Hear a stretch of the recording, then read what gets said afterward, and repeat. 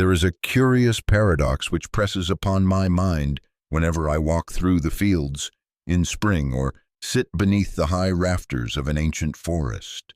The world around us is so incomparably beautiful, so rich with life and color, that one is tempted to think of it as eternal, invincible, untroubled.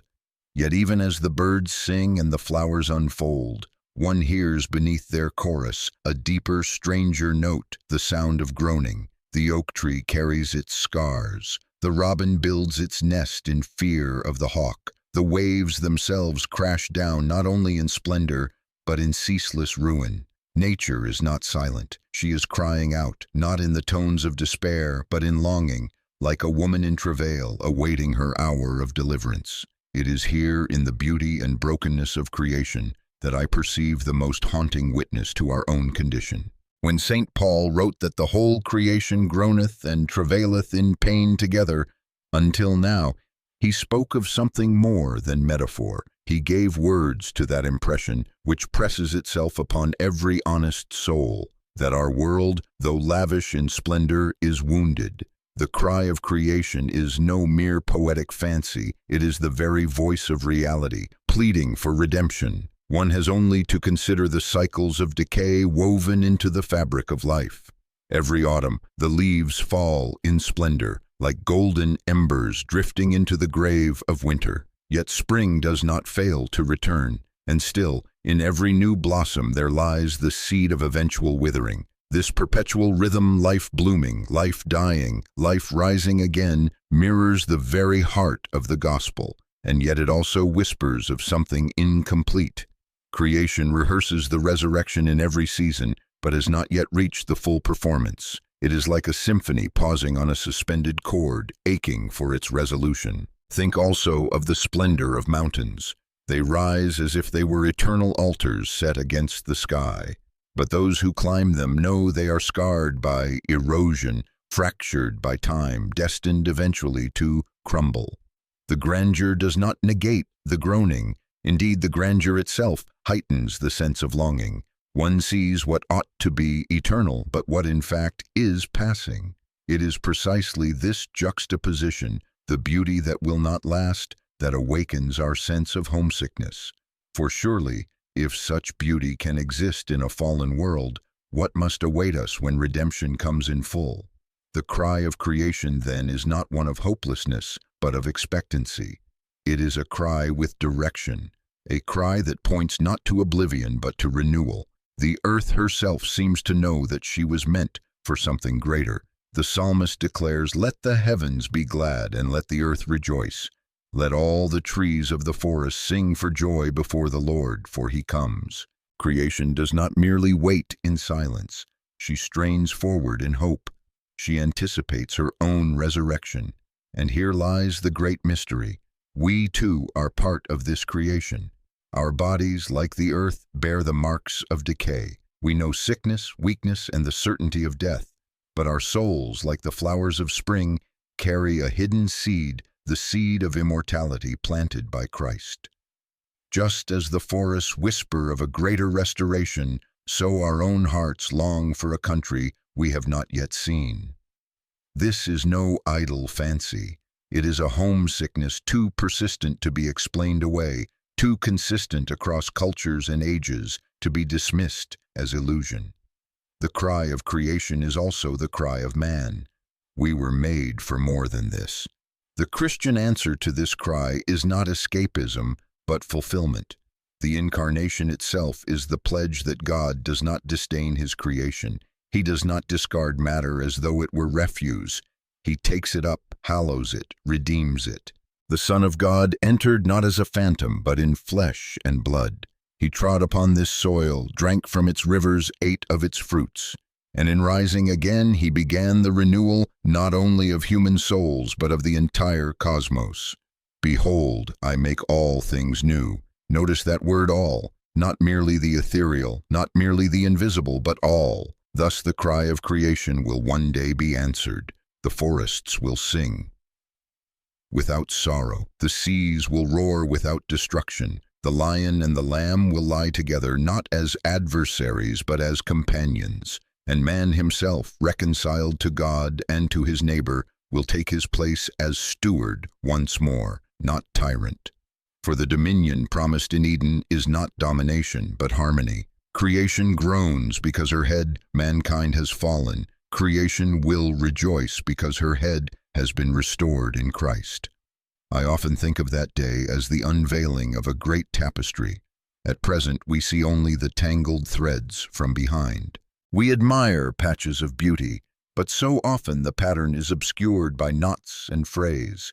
Yet on that day the whole will be turned, and what seemed to be waste will shine as part of a greater glory. Creation waits for that unveiling, and so do we. The cry of creation, then, is not alien to the cry within our own hearts. It is the same yearning expressed in two languages, the rustle of leaves and the sighs of the soul. Both point beyond themselves. Both whisper of a music we have only begun to hear. And both remind us that redemption is not only personal but cosmic. The victory of Christ stretches as far as the curse is found. So when you next hear the wind moaning through the trees, or watch the tide breaking endlessly against the shore, remember, this is not meaningless noise. It is the groan of a world that longs, as you long, for the liberty of the children of God.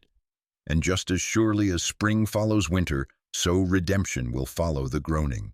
There is a strange ache woven into the very fabric of the world. If one listens with a quiet heart, one hears it not only in human lament, but also in the rustle of the trees, in the restless crash of the sea, and even in the silence of the stars. Nature, with all its grandeur, is not at peace. Its mountains are majestic, but they crumble. Its rivers bring life, yet they flood and destroy. Its creatures sing, but also suffer. Beauty and brokenness dance together, and one cannot help but wonder, why does a creation so lovely bear such scars? I believe this tension is no accident. It is, in fact, the groaning of a universe that knows something greater is yet to come. Creation itself is waiting, as we are waiting, for the unveiling of a glory that will make sense of every fracture and every longing. When I was a boy, walking in the English countryside, I often felt a pang in the heart at the sight of a sunset. It was more than admiration, it was a longing. The golden horizon seemed to whisper of a homeland just beyond reach. Yet at the same time, the very beauty of it carried with it an undertone of sorrow, as though it knew it was fading even as it shone. I did not then have the words to name it, but I know now that what I felt was the sigh of creation itself. For creation is not dumb. It has a language, and though we seldom attend to it, our souls do hear. Consider the seasons. Spring bursts with promise, green shoots rising from the soil, lambs skipping in meadows, blossoms scenting the air. And yet we know what follows: the withering heat of summer, the fading of autumn, the chill of winter. Nature rehearses the cycle of death and renewal each year, almost as if she were trying to remember a song that she cannot quite finish. Her refrain is beautiful but incomplete, a fragment of a melody that will one day be played in full. We who live within her feel this incompleteness too. Have you ever noticed how even in our greatest joys there lingers a shadow? A wedding is radiant, but it carries the knowledge of separation. A child's laughter is pure, but it reminds us that innocence will not remain untouched by sorrow. Even love itself, though the sweetest gift, bears the risk of pain. Nature and humanity both carry a burden they cannot shed. A yearning for redemption. It is no accident that poets speak of the sea as moaning, or the wind as crying, or the mountains as eternal witnesses. They intuit what the scriptures plainly declare, that creation itself groans, as though in childbirth, waiting for a day when its pain will give way to new life. The suffering of the earth, its earthquakes, its storms, its famines, are not merely accidents of physics, but symptoms of a deeper dislocation, as if the world is not entirely at home in its present state. But let us not fall into despair at this, for the very groaning of creation is also a promise. A woman's labor pains are dreadful, but they are also full of hope because they signal the birth of something new. Likewise, the travail of the world is not meaningless. It is the prelude to renewal. When Christ spoke of making all things new, he did not mean only the souls of men, but the very fabric of the cosmos. Heaven and earth will not be discarded like an old cloak. They will be transfigured, healed, glorified. And here lies a wondrous thought, that our own redemption and creation's redemption are bound together. As we are restored, so too will the world be restored. Our story is her story, and hers is ours. The resurrection of Christ is the pledge of both. His body rose not as a ghost, but as a glorified physical body. And in that rising, he declared that matter itself is not doomed. Grass and galaxies alike are destined for renewal. This, I think, is why beauty pierces us so. The rainbow after rain, the sudden silence of snow, the thunderous crash of a waterfall, these are not simply aesthetic pleasures. They are foretastes. They are God's hints, reminding us of the banquet yet to come, when creation will no longer cry, but sing. The ache in our chest at such sights is not disappointment, but homesickness. We are remembering Eden and anticipating a greater Eden yet to be revealed. But what of now? We live in the middle between promise and fulfillment. How shall we then live? First, we must learn to listen. Creation is speaking, but we drown her out with noise. Sit beneath an oak, walk by the shore, watch the stars. You will hear, if you are patient, that great sigh that echoes our own hearts. And in recognizing it, we are reminded that our hope is not in vain. Second, we must live as stewards. To treat the world as mere resource, to exploit her as if she were disposable, is to betray not only her, but also ourselves. If she is destined for glory, then to wound her is to wound what Christ came to redeem. To tend her with reverence is to participate in his redemptive work, even before its final unveiling. Lastly, we must remember that hope does not put us to shame. The cry of creation will not go unanswered. The great composer will finish the song. The curtain will rise upon a stage where every withered flower will bloom again, every broken creature be restored, and the earth herself will shine with the radiance of her Maker. And so, when next you hear the sigh of the wind through the trees, or the crash of waves upon the shore, do not mistake it for mere sound. It is the longing of creation, which is also the longing of your own heart. Both are waiting, both are aching, and both will be satisfied in the same consummation when the King returns, and the world is made new. Creation's cry is not simply an echo of human sorrow, nor is it a thing apart from us. It is a harmony, however broken, in which we are deeply entwined.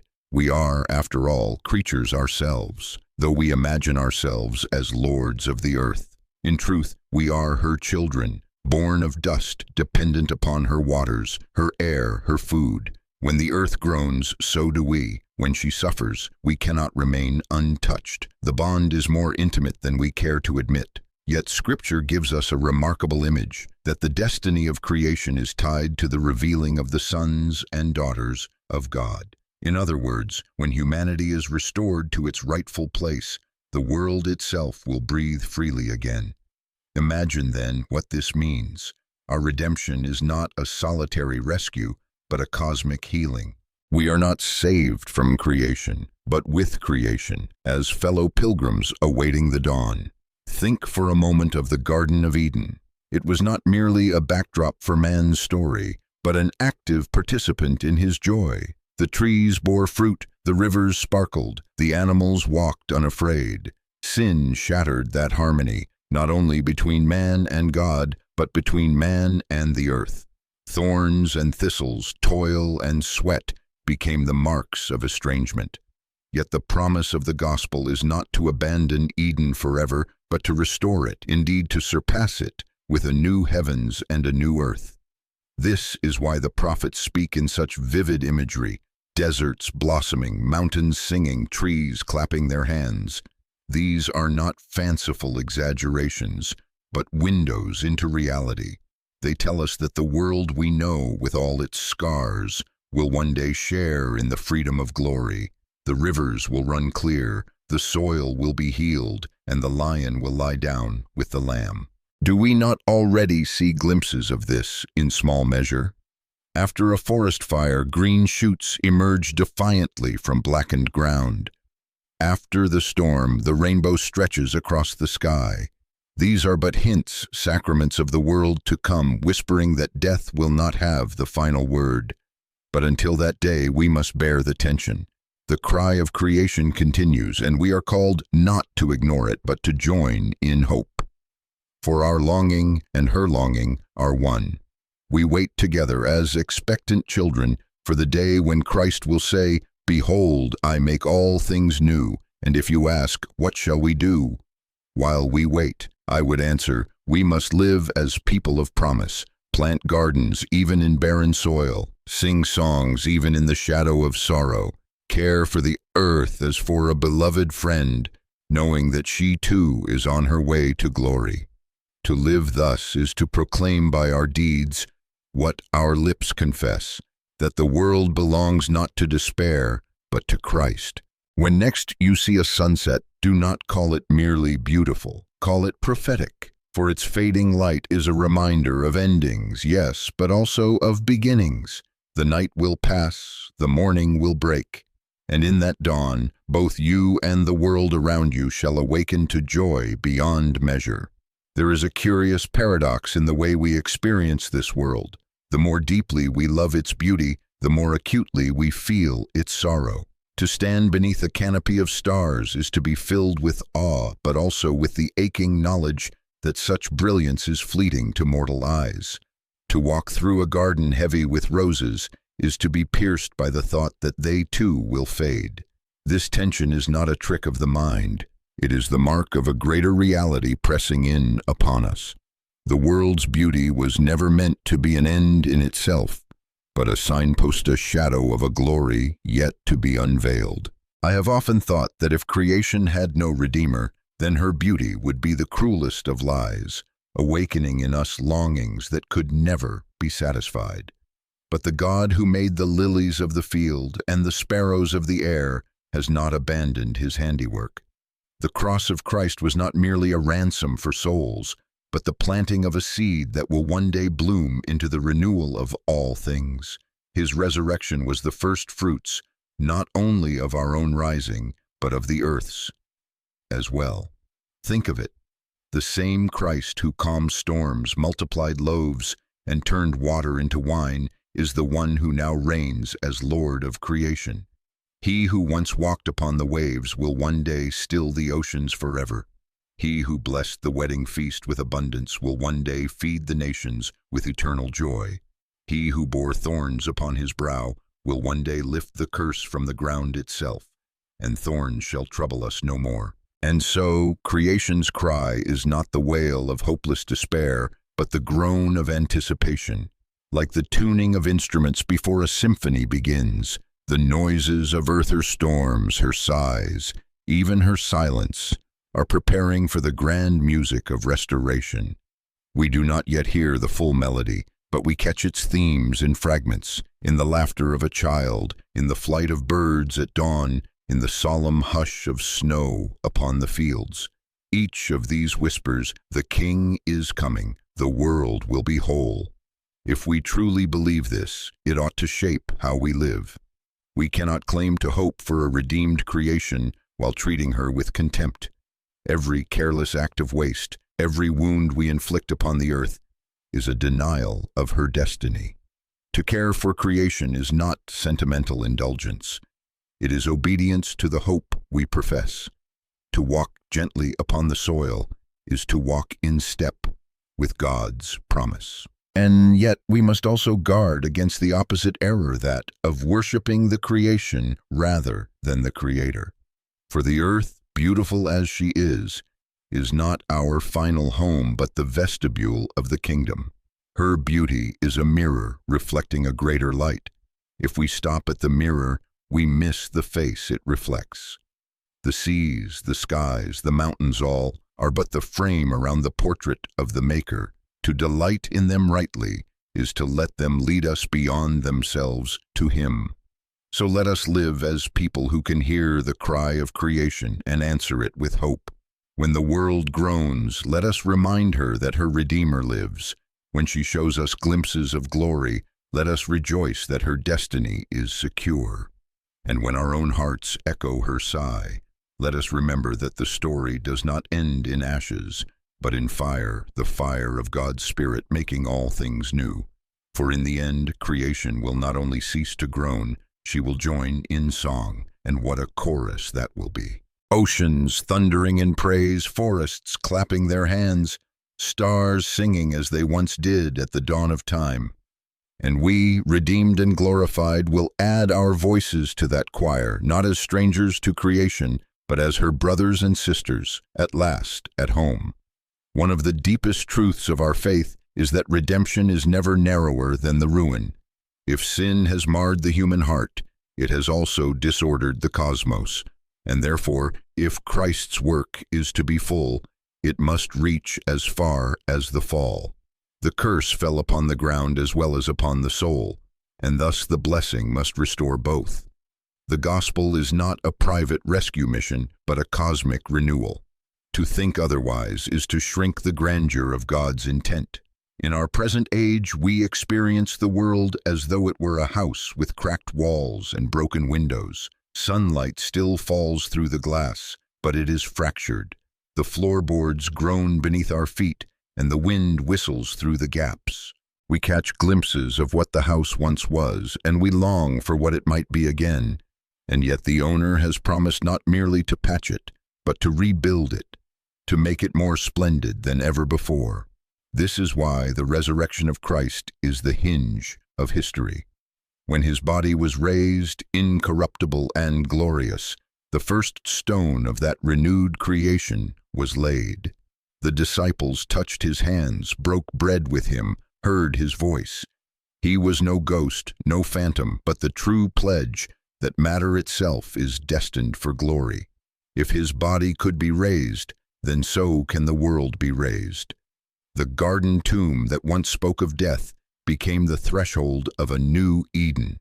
And consider how the scriptures end, not with souls floating in some disembodied state, but with a city descending from heaven, New Jerusalem, shining, tangible, radiant. The image is not escape from earth, but heaven and earth wed together. Creation's cry is answered not by her dissolution, but by her transfiguration. The sea will no longer rage, but shimmer. The trees will bear fruit without withering. The nations will bring their glory into the city, and God himself will dwell with his people. To meditate on this is to discover that our present longing, our sense of exile, our ache for permanence is not a cruel trick, but a true compass. It points us toward that promised day. The ache we feel in the presence of beauty, the sorrow that mingles with joy, is nothing less than the soul's participation in creation's cry. Both are prayers, wordless but eloquent, rising to the throne of God. What then of our duty in the meantime? It is, I think, to live prophetically. By this I mean that our lives are to be small foretastes of the world to come.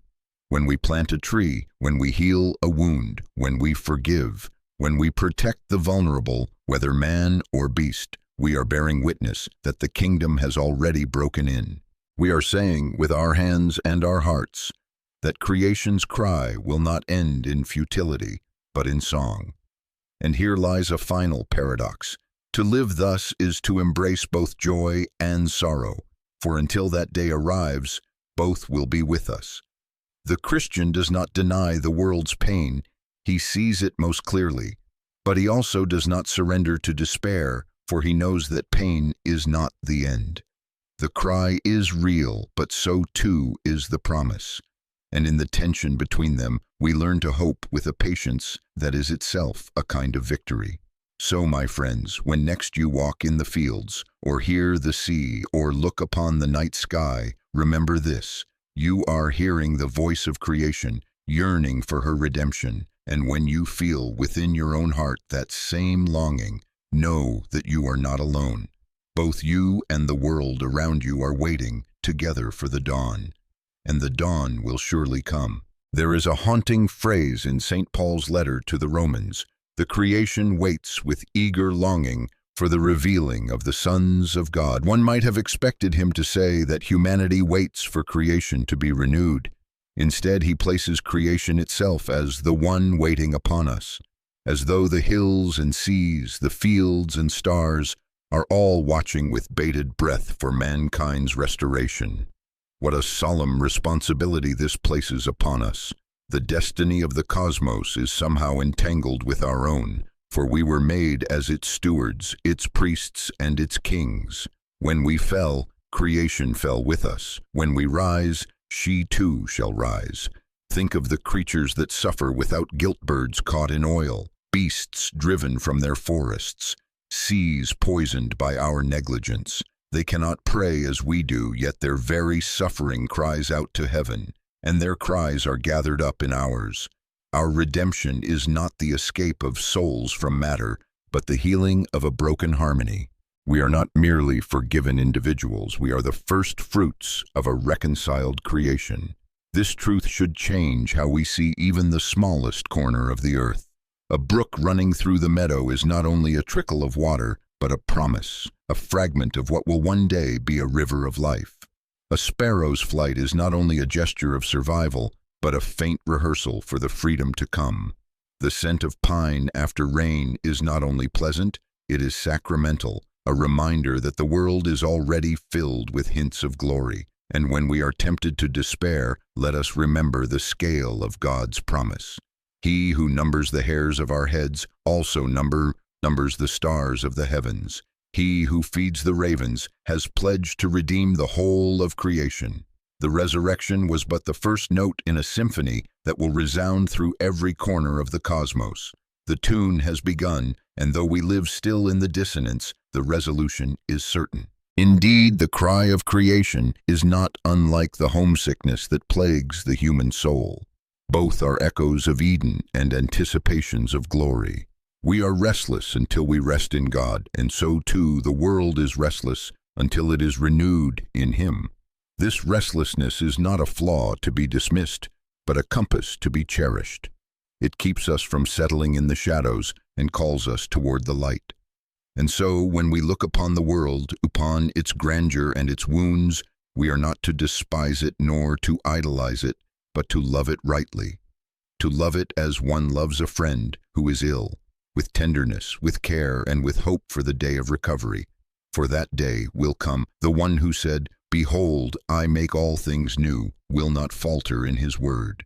Thus creation cries, and we cry with her, but it is not the cry of despair.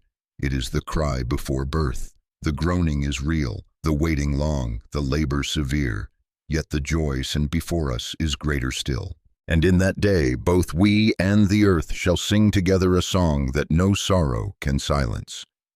If all that has been said is true, and I believe with all my heart that it is, then we must view this present world not as a prison from which to escape, nor as a playground to exhaust, but as a sanctuary in waiting.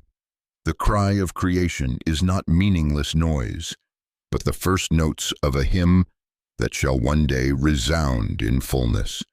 What now groans in travail will, in the dawn of Christ's return, be lifted into glory. It is a curious thing that our deepest longings are echoed by the world around us. We long for permanence, and so do the mountains that crumble. We long for purity, and so do the rivers that run muddied. We long for peace, and so does the storm-tossed sea. Our restlessness is not ours alone. The earth herself shares in it. And if our longings find their answer in Christ, then so too shall hers. The scriptures do not end with despair, but with renewal. Behold, the dwelling place of God is with man. The city descends, the heavens open, and earth is made new. No longer shall there be curse, nor groaning, nor shadow. The cry of creation shall be turned into song, and the song shall not fade. What we glimpsed in the brief blaze of sunsets, what we felt in the hush of a forest, or the salt spray of the sea, shall come to its completion. The beauty that wounded us with longing shall at last be whole, and we with it. Until then, let us live as citizens of that coming kingdom. Let us tread lightly upon the earth, knowing she is sacred to her Maker. Let us rejoice in her beauty, while never mistaking it for the final feast. Let us bear her sorrows in prayer, and tend her wounds with reverence. And above all, let us remember that her story is bound up with ours, and both with Christ's. The cross and the resurrection remain the center of all things. The cross tells us that even creation's agony is known by God, for the thorns pressed upon Christ's brow were the very fruit of a cursed ground. And the resurrection tells us that agony is not the last word, for he rose not as a spirit but in a body, glorified, transfigured, victorious. Matter itself was redeemed, and in that body we see the pledge that creation too will rise. So let us walk in hope. Let us listen to the cry of creation, not with despair but with confidence. For it is the cry of labor, not of death, the sound before birth, not after burial. And when the King comes, when the trumpet sounds, both we and the world shall be made new. The sighs of the forest, the rumble of the oceans, the restless winds all shall swell into one vast chorus of praise. And on that day we shall know at last that the longing in our hearts and the cry of creation were one and the same. A homesickness for the glory of God, now fulfilled forever. My friends, if this reflection has stirred your heart, I invite you to walk with us further. Like this message, if it has brought you hope, share it that others may hear. Comment with your own reflections, and subscribe so that we may continue to journey together toward the light that no darkness can overcome.